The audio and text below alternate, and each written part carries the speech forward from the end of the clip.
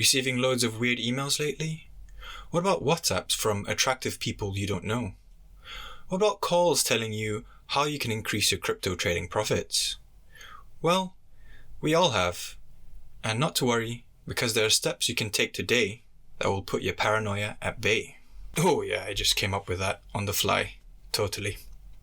Anyway, in this video, we'll take a look at 3 levels of keeping your crypto safe, which level you fall into, and how do you get started securing your you money. But before I begin, about 87% of you are unsubscribed.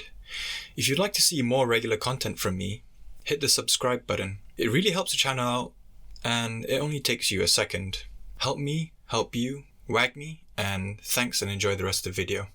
Standard disclaimer. The information in this video is for educational purposes only. This is not financial advice, and please do your own research and consult a professional before looking to make any investment. Okay, I'll first go through some general internet hygiene rules that you should be doing regardless if you're in crypto or not. But if you are in crypto, you definitely should be doing these. Okay, so internet hygiene rule number 1. Use a VPN. A VPN is a service that both encrypts your data and hides your IP address so you can browse the internet safely, securely, and anonymously. I recommend using NordVPN because I find that they have the best speed. Number 2, use an antivirus for both your computer and your phone. Now what you will want here is the anti-phishing, anti-malware, anti-ransomware protection. This helps you protect against hackers getting into your computer. You know when you get those creepy emails with links? This helps protect you if you do click on any link by accident. Also, if you feel like anyone is spying on your computer, this will help you keep them out. I recommend using Bitdefender because they have all the features you need at a decent price. You can even extend protection to your phone. Number 3, use a password manager. Password managers help you create long random passwords for different logins, so you are never using the same password for multiple different logins. I personally recommend using Keeper. Number 4, use different emails for different purposes. So, for example, one email for contacts, one email as a burner email to receive spam, one email for exchanges, one email for wallets. This way everything is kept separate. Now, if someone does get a hold of your email, it will be insulated from your main email. Number 5, use 2FA authentication. This goes without saying. Number 6, use a passcode on your phone. Again, this goes without saying. This actually helps if someone has got access to your phone. Number 7, now don't open any emails, DMs, texts from anybody you don't recognize. Just delete them straight away. If you do open, don't click on any links. Number 8, if you really want to click on a link, if you can, use a separate burner laptop and phone, just for interacting with stuff that you think is legit but not sure. Number 9, don't give out your phone number, email, or any personally identifiable details anywhere unless you really need to. If you do, give out the burner email. Number 10, don't pick up any calls from numbers you don't recognize. If it's really important, they will send you an email or letter in the mail. If you do pick up, don't say anything. Just wait and see what the response is. They can basically steal your voice and use it for telephone banking verification purposes. Number 11. Now, there are a lot of scammers out there. Don't believe anything anyone says, especially if you don't recognize them. If you do recognize them, still stay cautious as that person's account may have been hacked. Just be extremely cautious if someone just asks you to do something out of the blue. If they say they need your help, but you haven't spoken to them for a while, don't give out your phone number or email. Get them to verify themselves first. Ask them a question only your true friend will be able to answer. Another thing is that if they say you won something and they say you have to deposit some crypto into a wallet first to claim your prize, don't believe that. That's BS. Even if it comes from someone with a huge reputable following, their account could have been hacked or duplicated. Okay, and number 12, which is the last one. This one really pisses me off the most, and I have no idea why people do it. Please do not tell anyone how much you own, No matter how much you want to brag. I see loads of people saying they own X amount of crypto on Reddit or Twitter. Why? Would you tell everyone how much you exactly have in your bank account? Would you tell everyone what your salary is? No, right? If you do this, you're basically looking for trouble, so don't do it. Even with your friends and family, don't ever tell them exactly how much you have. You never know who you can trust. Plus, why would you want to tell them? It's just going to change the relationship, and maybe you begin to notice they're more friendly towards you, or they start asking you for handouts once they find out. Believe me, you're better off not being aware of this hard truth. Okay, with the standard internet hygiene rules out of the way, let's go to level 1. So this level is for people who have a relatively low amount invested, let's call it less than $5,000, or just want to test and try things out in crypto with some play money. Now, as an absolute minimum, don't store your crypto on any exchanges. These are the websites where you buy your crypto from. So, for example, Coinbase, Binance, Kraken, Uphold. You see, in general, centralized exchanges have a history of being hacked. Now, what you will want is a desktop wallet like Exodus. Download, create your wallet, write your seed phrases onto a piece of paper, and do not keep this digitally anywhere. Keep these completely offline. If you lose these seed phrases, you are essentially losing your wallet. While you still may be able to access it through the same wallet, you won't be able to recover access to it if you lose access to that wallet. Plus, if anyone gets this seed phrase, they can basically steal your funds. Now, before we continue to the next level, let me get this concept of keys and wallets across. Your wallet doesn't actually store your crypto, but stores your keys to access your crypto. Now in level 1, because your keys are stored on your computer, which is connected to the internet, this setup is typically called a hot wallet. Hot wallets are basically when you store your keys in a wallet that is connected to the internet somehow.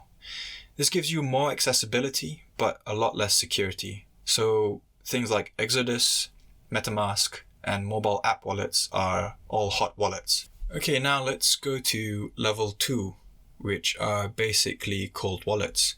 Cold wallets are when you store your keys in a wallet that is offline. This gives you less accessibility, but is more secure. So things like hardware wallets like Ledger or even pieces of paper are cold wallets. Level 2 is for people who have a somewhat substantial amount invested. Let's call it more than $5,000 and want to keep it as safe as possible. Okay, first thing you'll want to do is get a hardware wallet. I recommend Ledger Nano X as it has slightly larger capacity, so you don't have to worry about it running out of space, and the screen is slightly larger, so it's easier to use than the Nano S. Now, after buying your hardware wallet, you will also want to buy these other items. Oh, by the way, when you buy your hardware wallet, do not buy it from Amazon or any other website that is not the official website of the company. So what I mean is when you buy your Ledger Nano X, buy it from the official Ledger website. Okay, so now after buying your hardware wallet, you'll also want to buy these other items. Buy at least 3 small cardboard papers, at least 3 waterproof Ziploc bags that can store these pieces of paper, at least 3 fireproof bags that can store those waterproof Ziploc bags. And also, for your hardware wallet, if you want, you can get a fireproof Faraday cage. The Faraday cage will protect your hardware wallet against fire and prevent any external electromagnetic interference.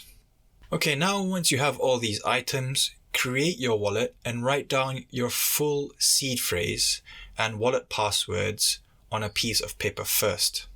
Next, take a look at your seed phrase, which should be about 12 to 24 words, and split it into 3 equal parts, say A, B, and C. Now, take those 3 cardboard pieces of paper you bought and copy the 3 equal parts into 3 combinations onto those 3 pieces of paper. So for example, on paper 1, you write down the combination A and B. On paper 2, you write down A and C. On paper 3, you write down B and C. This is all the combinations. Now, once you've copied these combinations down onto your pieces of cardboard paper, you can now store these into your waterproof bags. And then take those waterproof bags and store them into your fireproof bags. Now take those fireproof bags and store them in your 3 preferred hiding spots. Now don't go too crazy with this. Hide them in places where you will remember or you will end up forgetting. Now what you will have basically done here is that for any attacker to steal your funds with your seed phrases, they need to find at least 2 out of 3 pieces of paper. Also, if you manage to lose 1 piece, then you can still recover your funds if you remember where the 2 other pieces are. This is much better than having your entire seed phrase on a single piece of paper copied multiple times everywhere. However, please try not to lose these pieces at all. If you lose them, you won't be able to recover your funds in the event of losing access to your wallet. Now, if you do lose them, but still have access to your wallet, you'll want to immediately transfer all your funds to a temporary account. Then, reset your hardware wallet and recreate your seed phrases. This will erase all previous keys and seed phrase access. Then you can transfer your funds back from the temporary account into your hardware wallet with the new keys and seed phrases. I also suggest you keep a spare wallet on hand just for this purpose. Having a spare wallet also protects you if you do lose your main hardware wallet. You can immediately recover your funds to the spare wallet using your main's seed phrases. Now the final thing is the additional password and passcode. Most wallets will get you to create one as an additional safety mechanism. This means attackers will need 2 out of 3 pieces, and they also need this additional password. I suggest you create one and don't keep this anywhere, not even on a piece of paper. If you can, just remember it in your head. Okay, so that's it for level 2 basically. I would say this is the bare minimum if you have more than $5,000. There are other things you can do to add further security, for example, Ubico keys instead of 2FA, seed phrases on metallic keys for better protection against fire and water, and also splitting funds over multiple hardware wallets. Just keep in mind, don't go too crazy with it. There are people who have completely forgotten where they kept their seed phrases and passwords and basically have lost all their funds. But there are also people who remember all seed phrases in order and their password by memory. This is probably the best protection, but just know where your limits are and what works for you. Okay, so now let's go to level 3. This level is for people who have a lot of money invested. Let's call it over $500,000. If you have over $500,000 and are considered a high net worth individual, then you should at least think about using a crypto custodian, which means someone else keeps your crypto safe for you. However, if you don't like the idea of other people protecting your crypto, then by all means you can still use level 2 and possibly split your funds over several wallets with all the extra security measures.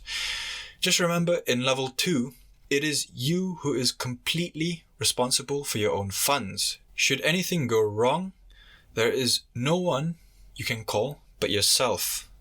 Now, if you do go with a crypto custodian, the difference is that if something goes wrong, then the crypto custodian is responsible for it and you rely on them to secure your funds. But can you trust them? And how much safer is it than level 2? Let's take a quick look. So generally with crypto custodians, they keep your wallet in an offline environment much like level 2. However, as they secure crypto professionally, they have several advanced security layers in place. Let's go through the layers of security you can generally expect from crypto custodians. The outer layer is that the hardware storing your keys is stored in a secure facility, which means that all entrances and exits are locked, watched by security cameras, and only appointed staff with the relevant security clearances can enter certain rooms. Once inside, transactions take place on an air-gapped hardware security module. The hardware security module is basically a computer specifically designed to secure your keys. So it has all the necessary encryption, decryption management functions. Now this module is also air-gapped, which means it is not connected to any network by itself or through other hardware around it. Essentially, it is physically separated from anything that is connected to a network. Now the next layer, once you're on the module, is that you can expect all transactions to require multi-party computation, which basically means that you need multiple different security personnel to approve transactions. These security personnel also don't know who the other necessary individuals are to approve transactions, and also nobody else in the organization will know who it is. Your funds will also be separated over multiple wallets, should that one be compromised. Plus, to top it off, this combination of wallet and security personnel are automatically rotated so that it doesn't ever stay in the same place. Now, these custodians do not actually use your crypto in any way. Their job is to only protect it. So there is zero counterparty risk, meaning you can get your crypto back at any time without worrying that the custodian doesn't actually have it. And if something does happen to your crypto, then most custodians will be insured up to several $100 million. Some custodians will have integrations with Chain Analysis or Elliptic, which are crypto forensic experts. They can help track down what happened to your crypto and recover it. To top this all off, most custodians will have a SOC 2 rating, which means they have been audited by an external third party and comply with the highest data security standards. And also some custodians are registered as qualified custodians, which means there is an extremely high level of oversight by external regulators. Okay, so here are some of the top custodians for high net worth individuals. They all offer generally similar security features, so if you're interested, best look into what specific features make you feel more comfortable and also what sort of pricing they have. Now, if you are an institutional investor like a hedge fund manager, here are the top institutional custodians. I believe that Fireblocks is at the top of the game. However, they all pretty much offer highly secure yet accessible options for things like trading and settlement.